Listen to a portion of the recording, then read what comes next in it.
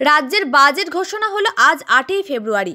গুরুত্বপূর্ণ বাজেটগুলি দেখে নেওয়া যাক। লক্ষ্মীর ভাণ্ডারের জন্য 500 টাকা থেকে বেড়ে হলো 1000 টাকা। তপশিলীদের বা ST/SC আদিবাসীদের জন্য 1000 টাকা বেড়ে 1200 টাকা। মনরেগার প্রান্তিক মজুর, যা 100 দিনের কর্মী নামে পরিচিত, তাদের জন্য কর্মীশ্রী প্রকল্প, বছরের 50 দিনের কাজ। গঙ্গাসাগর সেতু করবে রাজ্য সরকার। মৎস্যজীবীদের জন্য নতুন প্রকল্প সমুদ্র সাথী। 100 দিনের কাজে 21 লাখ জব কার্ড হোল্ডারকে 21 ফেব্রুয়ারি টাকা প্রদান করা হবে। বাজেটে বরাদ্দ 3700 কোটি টাকা। Civic volunteer, village police, green পুলিশের মাসিক বেতন 1000 টাকা বৃদ্ধি করা হবে। তাদের রাজ্য পুলিশের যুক্ত হওয়ার কোটা 10 থেকে বাড়িয়ে 20%। বিমানবন্দরের সঙ্গে যোগাযোগের জন্য বাইপাস থেকে মহিষবাথান পর্যন্ত ফ্লাইওভার হবে, বানাবে রাজ্য সরকার। বাজেট 728 কোটি টাকা। যুবক যুবতীদের কর্মসংস্থানের জন্য বিভিন্ন সরকার এবং সরকার নিয়ন্ত্রিত সংস্থাগুলোকে সমস্ত খালি পদ পূরণ করার জন্য 5 লক্ষ কর্মসংস্থান করা হবে। ছাত্রছাত্রীদের দ্বাদশের বদলে